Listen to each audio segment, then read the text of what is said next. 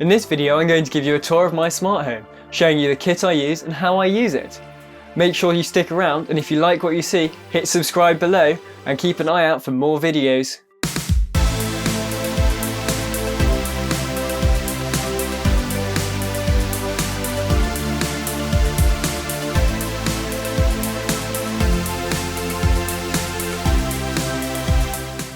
Hi, I'm Will from Surridge Tech, and today we're going to have a walk around my smart home, showing you some of the kit I use day to day. Now, I started my smart home back with an Echo Dot and a TP-Link smart plug while I was at uni.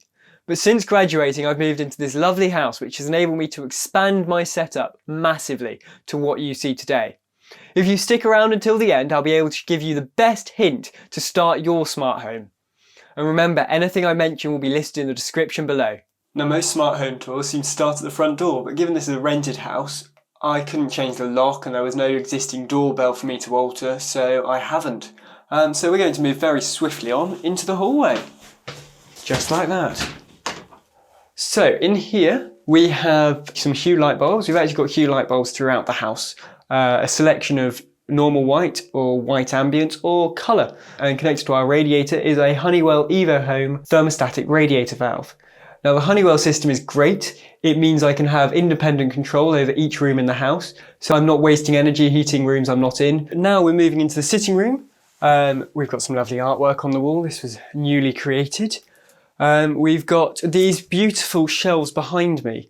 Now, these shelves I actually built myself back at the beginning of this year. So I got a selection of scaff boards.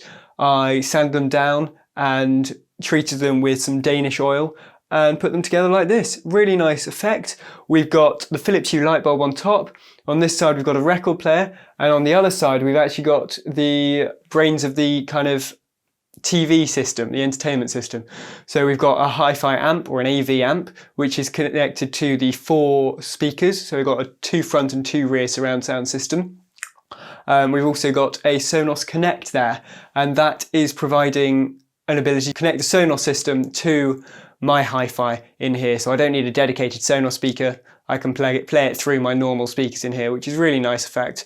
And I've also got an Echo Dot there and an Xbox, so that's great. We've got the Philips Hue coloured lights, and over on this side of the room we have the TV.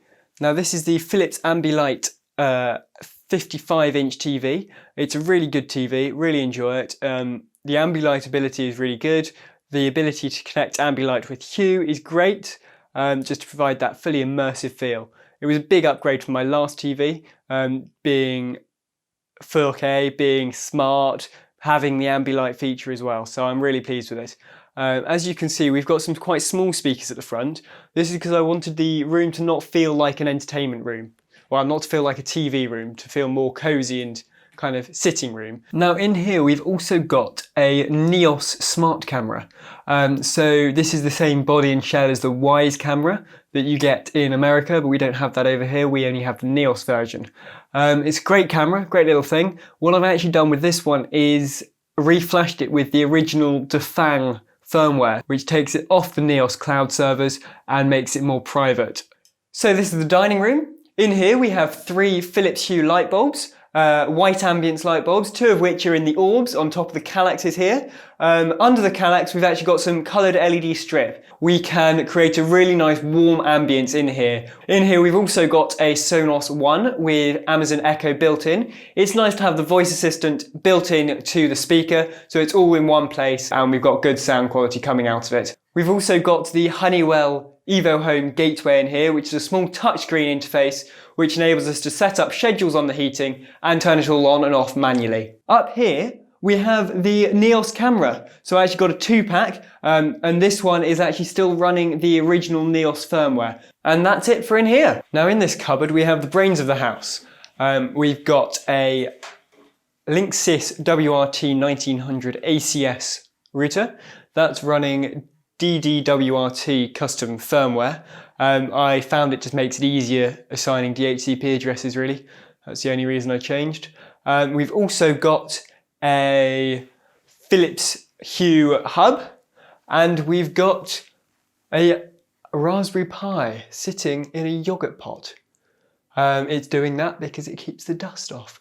And that is what's running the brains. That's what's running Home Assistant.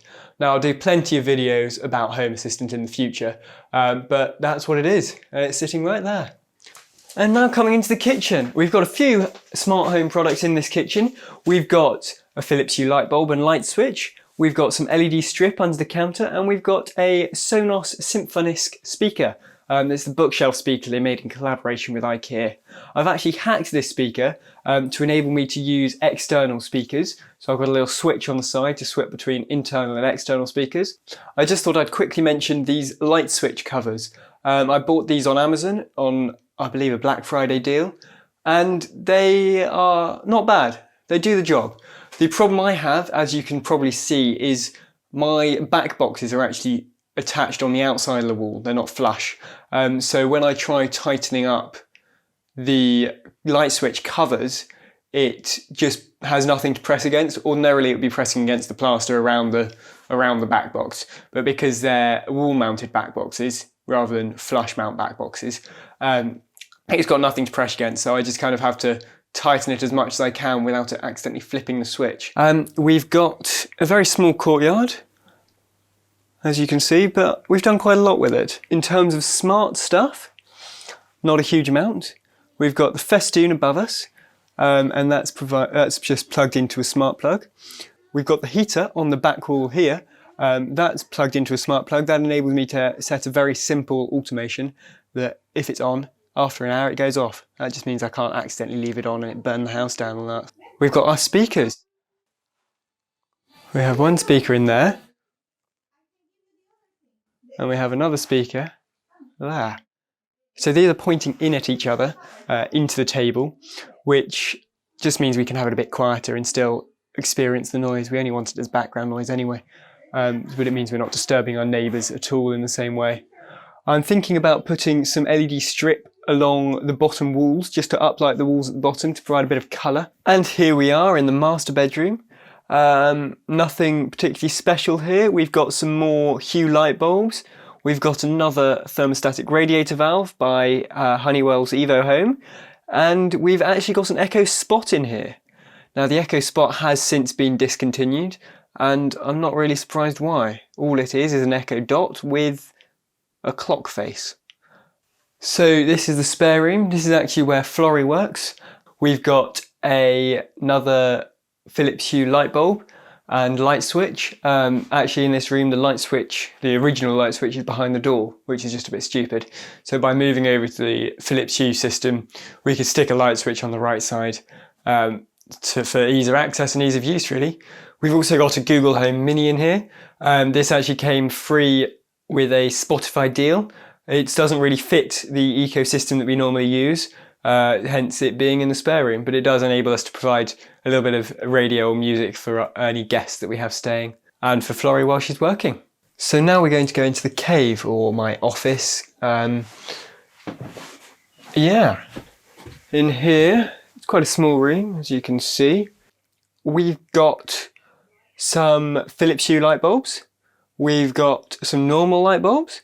We've got some smart plugs.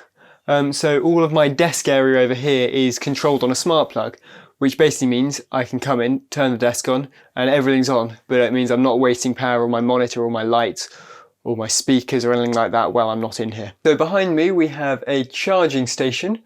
It's made from an IKEA pegboard. And what I've done is I've mounted a 10-way USB charging brick, and from there I can charge most of my devices in one go. So I've perked all the cables out the back and then coming back through, so it's all nice and neat and tidy. I've also got cable ties to hold each device upright and keep it separate, so everything has its slot. Also behind there we have a Wemos D1 Mini. This is currently connected to a door sensor, so I can tell when the door's open and shut. I've also set it up to include a PIR sensor. I haven't quite got round to putting that in. I'm not sure whether it will actually have the purpose I hoped it would in this particular environment, just because of the way that if I'm in the room I'm probably sitting quite still anyway, so it might not notice me. It's a great bit of kit. I will be covering the Wemos D1 Mini and other ESP8266 devices throughout many of my videos because it's kind of the basis of projects that you can make, really. And they're great bits of kits, little Wi-Fi enabled microcontrollers. Yeah, that's about it for this room. If you want me to go into more detail, let me know in the comments and I'll do a full overview of all the tech I've got in here.